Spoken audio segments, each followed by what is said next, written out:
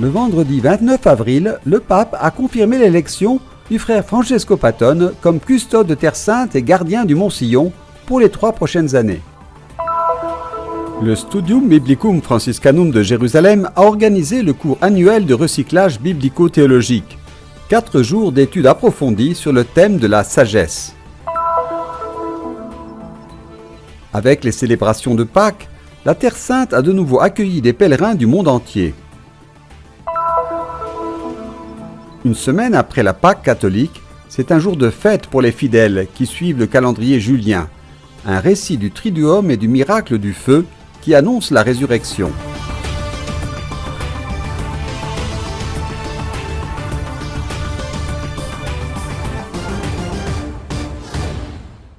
Le vendredi 29 avril, le pape a confirmé l'élection, par le définitoire général de l'ordre des frères mineurs, du frère Francesco Patton comme custode de Terre Sainte et gardien du Mont-Sillon pour les 3 prochaines années. À Jérusalem, l'annonce a été faite dans le réfectoire du couvent Saint-Sauveur par frère Julio César Bunader, président du chapitre de la custodie de Terre Sainte. Questi 3 anni di fatto sono la richiesta di portare a compimento. Ces 3 dernières années sont en fait la demande de mener à bien un service réalisé au cours des 6 dernières années et qui doit encore être complété. Mais j'interprète mon service avant tout comme un service aux frères. Je suis un frère et ma première tâche en tant que custode est de veiller à la vie et à la vocation des frères de la custodie. Riguarda il custodire la vita e la vocazione dei frati della custodia.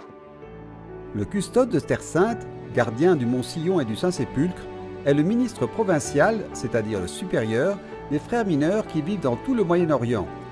Outre la direction de la custodie, considérée comme la perle de l'ordre des frères mineurs, il est également membre de l'Assemblée des ordinaires catholiques de Terre Sainte, qui réunit tous les évêques et vicaires catholiques de rite latin et oriental. La présence des franciscains en Terre Sainte est attestée depuis le XIIIe siècle. Depuis cette époque, on leur a confié la tâche de garder la plupart des lieux de l'incarnation de Jésus. Les franciscains de la custodie s'occupent de l'accueil des pèlerins dans les sanctuaires, mais aussi du petit troupeau de chrétiens locaux. La custodie est également un interlocuteur pour les autres églises chrétiennes, en ce qui concerne les lieux régis par le statu quo.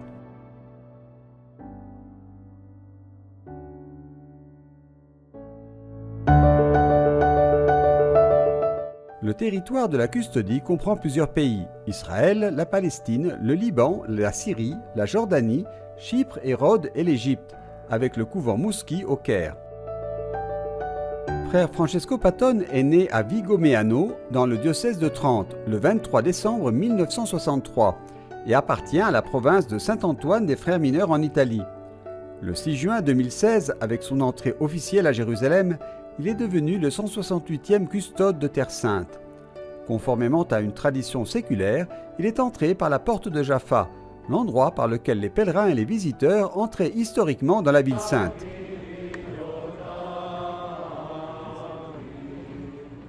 Après la prière dans l'église Saint-Sauveur, le salut affectueux avec le custode sortant, frère Pier Battista Pizzaballa, aujourd'hui patriarche de Jérusalem des Latins. Sento la trepidazione nel cuore, perché mi rendo conto di essere un novizio. Je ressens une trépidation dans mon cœur, car je me rends compte que je suis un novice dans cette réalité. Et je me rends également compte de la complexité et de la délicatesse de la tâche que l'on me demande d'accomplir. Je ressens également une profonde confiance, car je crois fermement que le Seigneur est notre custode. Il Signore il nostro custode. Dans l'une des premières interviews, frère Patton a exprimé ainsi ses sentiments en tant que nouveau custode. Je dirais que l'appréhension a un peu diminué et que la confiance a augmenté. Après 6 ans, en ce jour spécial, frère Patton parle des défis des années à venir. Ci sono tante cose che abbiamo iniziato nel corso di questi 6 anni. Il y a tellement de choses que nous avons commencé au cours de ces 6 années, tout comme au cours de ces 6 années, nous avons pu conclure des choses importantes qui avaient été commencées plus tôt par mon prédécesseur. Je pense que le plus significatif est qu'au tout début, nous avons été en mesure de restaurer avec l'Église grecque et arménienne le sanctuaire du Saint-Sépulcre ce qui avait été déjà entrepris auparavant. Greca con la Chiesa armena, il restauro dell'edicola del Santo Sepolcro, era un qualcosa che era iniziato prima. La paix reste le grand défi pour l'ensemble de la Terre Sainte et du Moyen-Orient. Io sono arrivato che già da Je suis arrivé alors que la guerre en Syrie durait déjà depuis 4 ou 5 ans. Aujourd'hui, après 6 ans, donc 11 ans de guerre, la guerre en Syrie est toujours en cours. Ainsi, l'un des plus grands défis est certainement le défi de la paix, le défi du dialogue. Un dialogue qui est de plus en plus nécessaire. Un dialogue qui ne peut que voir les chrétiens et l'Église de Terre Sainte en première ligne. E noi siamo qui perché la Chiesa ci ha dato. Nous sommes ici parce que l'Église nous a donné le mandat de garder les lieux saints. Et les lieux saints sont pour nous des lieux de vie et des lieux de prière. Nous sommes ici, je pourrais aussi dire, au nom de toute l'humanité, parce que nous sommes une fraternité internationale, donc nous sommes ici pour prier pour toute l'humanité.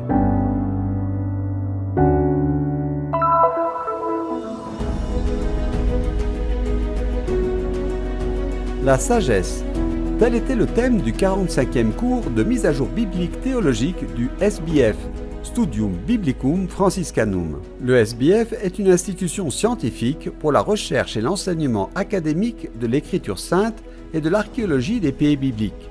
Il a été créé par la Custodie franciscaine de Terre Sainte en 1901 et fonctionne sans interruption depuis 1924. Le SBF mène des recherches bibliques dans les domaines linguistiques, historiques, exégétiques, théologiques et environnementales. Dans ses activités d'enseignement, il met particulièrement l'accent sur les langues bibliques et sur un contact personnel prolongé avec le monde biblique oriental. L'édition de cette année du cours de mise à jour biblico-théologique s'est tenue du 19 au 22 avril à l'auditorium l'Immaculée du couvent Saint-Sauveur à Jérusalem. La scrittura affascina. Les Écritures fascinent. Nous recevons des demandes d'amis. Nous parlons d'un public au sens général de croyants. Ce type de formation est très demandé. Nous avons acquis de l'expérience au fil des années. Abbiamo fatto esperienza in questi anni. Il tema della sapienza evidentemente è un tema che comunque cade. Le thème de la sagesse est évidemment un thème qui s'inscrit parfaitement dans le contexte que nous vivons. Nous pensons non seulement à la pandémie qui est toujours présente, mais aussi aux guerres qui ravagent le monde. Nous devons revenir aux racines de la sagesse, une sagesse qui vient de Dieu, une sagesse qui est un don de Dieu, mais qui sert ensuite à changer le comportement de l'homme dans la pratique. Dans leurs conférences, les intervenants ont souhaité souligner des thèmes très importants en partant de l'origine de la littérature sur la sagesse. Les sujets abordés dans les différentes conférences étaient les suivants. Introduction à la lecture des textes sapientiaux, la théologie de la sagesse et les psaumes, le livre de la sagesse, le livre de Job, comment parler à Dieu dans l'épreuve, le testament de Job, la sagesse d'en haut, la sagesse et l'esprit en Saint Paul. Et pourtant, la sagesse s'est révélée juste par ses œuvres. Raison de la sagesse dans l'évangile de Jean.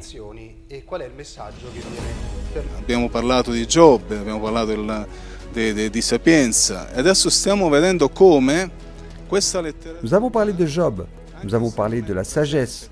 Et maintenant, nous voyons comment cette littérature est présente dans le Nouveau Testament, mais pas comme un livre. En effet, quelle relation Jésus entretient-il avec la sagesse? Sur la base de ces résultats, qui me semblent très positifs, nous sommes encouragés à proposer une nouvelle édition du CAPT l'année prochaine. Io ritengo molto positivi, siamo spronati a proporre anche l'anno prossimo una nuova edizione del CAPT.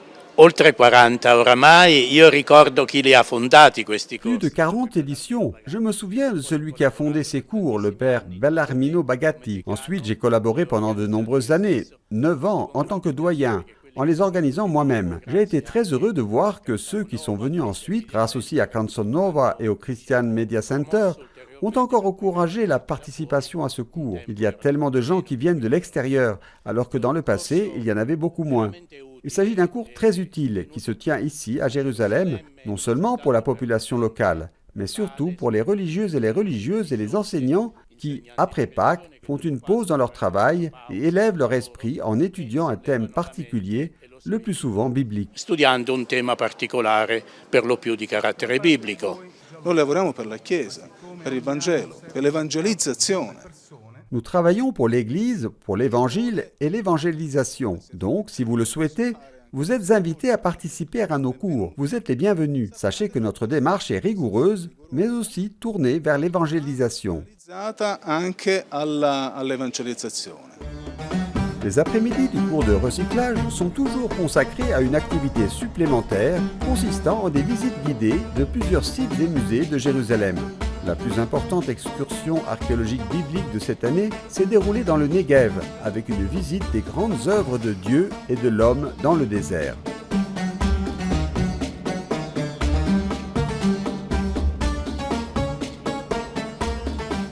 Nella nostra escursione cerchiamo di conoscere e di... Dans notre excursion, nous essayons de connaître et d'approfondir le christianisme du Negev aujourd'hui, notamment à Avdat et Shifta.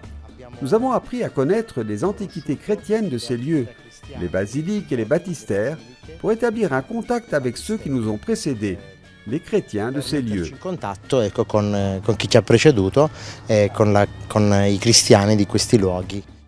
E abbiamo scelto anche quest'anno con il 45esimo corso di aggiornamento. Cette année encore, pour le 45e cours de recyclage biblique, nous avons choisi le chemin du Negev. Nous sommes allés approfondir le courant sur la sagesse au sein du désert. Che si è arricchito della presenza dei cristiani. Les participants à l'excursion ont pu profiter de la beauté du paysage et en apprendre davantage sur les histoires bibliques et archéologiques du lieu. Il primo posto che abbiamo visitato in questa escursione si chiama En Avdat, che è una sorgente naturale che prende il nome dalla città. Le premier endroit que nous avons visité lors de cette excursion était Ein Avdat, une source naturelle qui donne son nom à la ville d'Avdat. Le deuxième arrêt était à Avdat, la ville qui donne son nom à cette source, une ville de fondation nabatéenne. La troisième étape de cette excursion sera Shifta, une autre ville de fondation nabatéenne. Les deux villes ont ensuite été conquises par les Romains et habitées jusqu'à l'arrivée des Arabes au 7e siècle. Conquistate dai Romani e poi abitate fino all'arrivo degli Arabi nel VII secolo. À la fin de l'excursion, la messe a été célébrée dans les ruines de l'ancienne ville de Shifta. Une expérience inoubliable à graver dans les mémoires. È un'esperienza molto bella, molto ricca. C'est une expérience très belle et très riche. Et nous avons également pu profiter de ce beau temps. Nous sommes ici ensemble, nous avons prié, mais c'était aussi une occasion d'approfondir notre foi, de revenir aux sources de notre foi. Comme ma femme a un diplôme d'histoire et adore ce genre d'activité, tandis que ma fille et moi sommes un peu plus curieux, nous avons décidé de lui faire confiance et nous avons découvert beaucoup de choses merveilleuses. Tout d'abord, un groupe magnifique qui nous a accueillis même si nous nous rencontrions pour la première fois.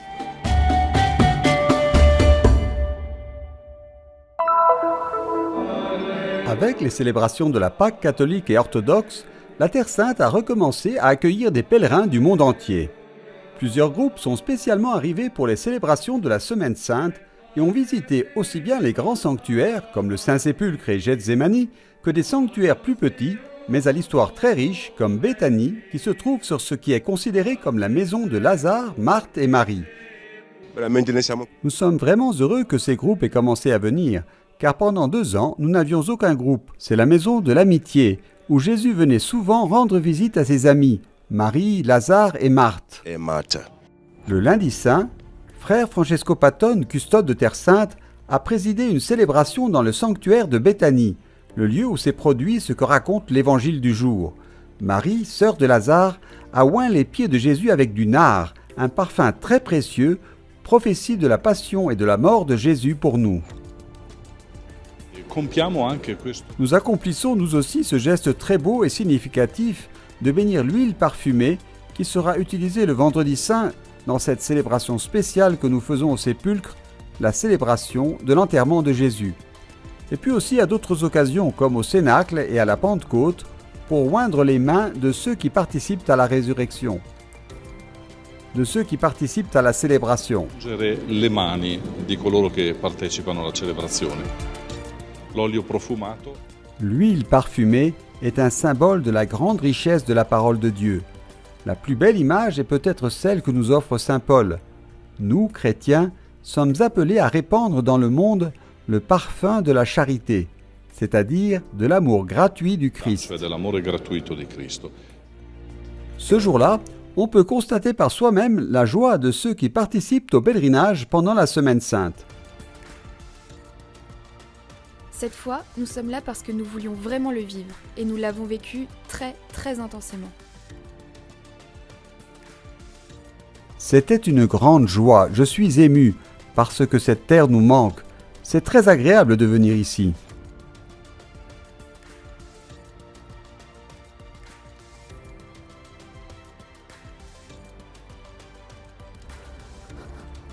È molto bello venire qua. Há 2 anos que nós deixámos de cá vir por causa da pandemia. Nous ne sommes pas venus ici pendant 2 ans à cause de la pandémie. Mais grâce à Dieu, nous recommençons à venir avec des groupes et nous espérons continuer. L'expérience de la venue et l'expérience de l'accueil des chrétiens sont fondamentales pour que l'Église puisse continuer à survivre ici, dans cette union entre les chrétiens du monde entier, dans ce cas, entre le Portugal et la Terre Sainte. Cristãos de todo o mundo, neste caso entre Portugal e a Terra Santa. Eu vivi aqui na Terra Santa já por diferentes períodos. Primeiro período quase 6 anos como estudante. J'ai vécu ici en Terre Sainte pendant plusieurs périodes.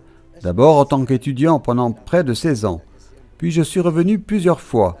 L'expérience de venir en Terre Sainte est toujours un soulagement pour moi. Je ressens de la nostalgie pour ces lieux qui disent toujours quelque chose qui va au-delà de ce que nous vivons tous les jours. Que nos dizem algo que vai para além da própria sensibilidade que experimentamos no dia a dia. Les célébrations dans les lieux saints, comme la procession des palmes de Bethphagée à Jérusalem, restent dans toutes les mémoires. Je n'étais jamais venue à cette époque de l'année et ça a été une surprise pour moi. C'est une joie immense et contagieuse de participer à la procession. C'est un véritable privilège d'être ici.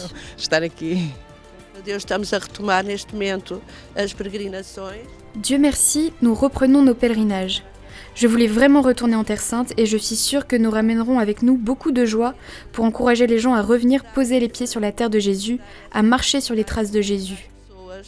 De voltarem a pisar a terra de Jesus e fazer os passos de Jesus. Cela a dépassé mes attentes. Quelle joie de voir la procession des rameaux comme elle devait être autrefois. C'était la première fois pour moi et je pense que cela purifie l'âme. Cela change beaucoup notre façon de penser et notre sentiment chrétien, la façon dont nous voyons Jésus.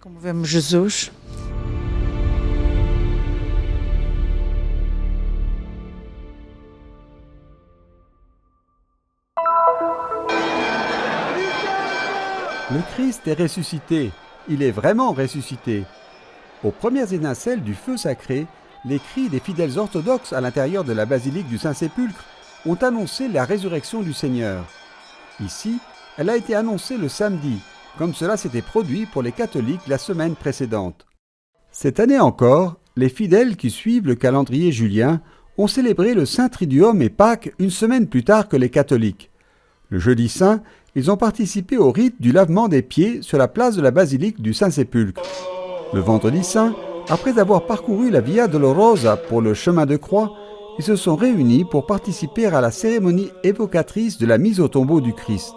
Un tissu recouvert de pétales rouges, symbolisant le Christ mort sur la croix, a été porté en procession du calvaire en passant par la pierre d'onction jusqu'au tombeau. Tout le monde a prié jusqu'à ce que la porte du sépulcre soit fermée. Dès l'aube du samedi, une foule de fidèles se dirige vers la basilique du Saint-Sépulcre. Chaque année, c'est le moment le plus attendu, celui de la cérémonie du feu sacré qui donne le coup d'envoi des célébrations de Pâques. Selon la tradition orthodoxe, la flamme se génère miraculeusement par volonté divine sur la pierre même du tombeau où était conservé le corps de Jésus. Les patriarches des églises orthodoxes font 3 tours autour du sanctuaire de l'Anastasis. Le patriarche grec-orthodoxe entre avec le patriarche arménien, seul témoin, qui reste dans l'antichambre. Les lumières de la basilique sont éteintes et Théophile III invoque le signe de la résurrection du ciel. Quelques minutes passent. Le feu sacré s'allume à nouveau et la joie explose. Le patriarche émerge avec des faisceaux de bougies allumées. La lumière se répand rapidement dans la basilique, atteint les rues et les maisons de Jérusalem, et plus loin encore, toutes les églises orthodoxes qui attendent son arrivée pour pouvoir célébrer la vieillie pascale.